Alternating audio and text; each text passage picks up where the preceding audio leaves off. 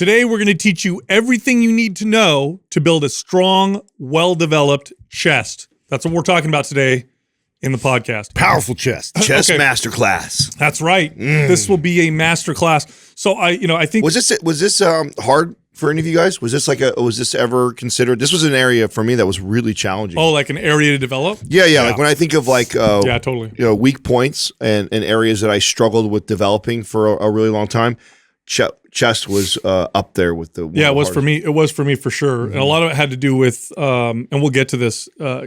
What was considered not just the best chest exercise, but the best exercise when we were growing up. Yeah. And it was the about, gold standard. Yeah, it was bragging rights for the bench press. Yeah. And so I got more caught up in the weight I could lift versus, how I was developing my body. So I think I developed patterns of compensation that prevented me from really developing the musculature of my chest to its fullest potential.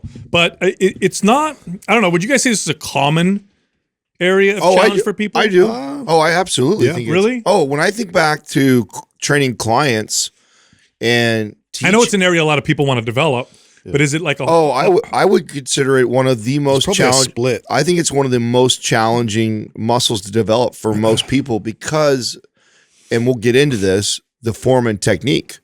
And because we're so anteriorly driven, I think that your body naturally is not in a optimal position to utilize the chest properly for the best chest exercises that exist. Does that make sense? Yeah, it does. I'm just trying to think back on how many clients I had that really found it challenging in comparison to other muscle groups. Like I feel like the back was harder. Oh, that's so because it was harder to connect to for people. But nonetheless, I mean, I don't disagree with that either. Like a back is a back. Because you just can't see it. You know? You can't see it, and for the same reason, because we're so anterior driven and the rolled shoulders forward. Right. So that's what I noticed is that it was hard to get in the right position because they weren't retracted enough, so they didn't feel enough in the chest. Yeah, which is the same issue with the back, right? So I actually think that they go hand in hand. I think somebody who had a hard time also flexing and working their back typically also had a hard time developing the chest.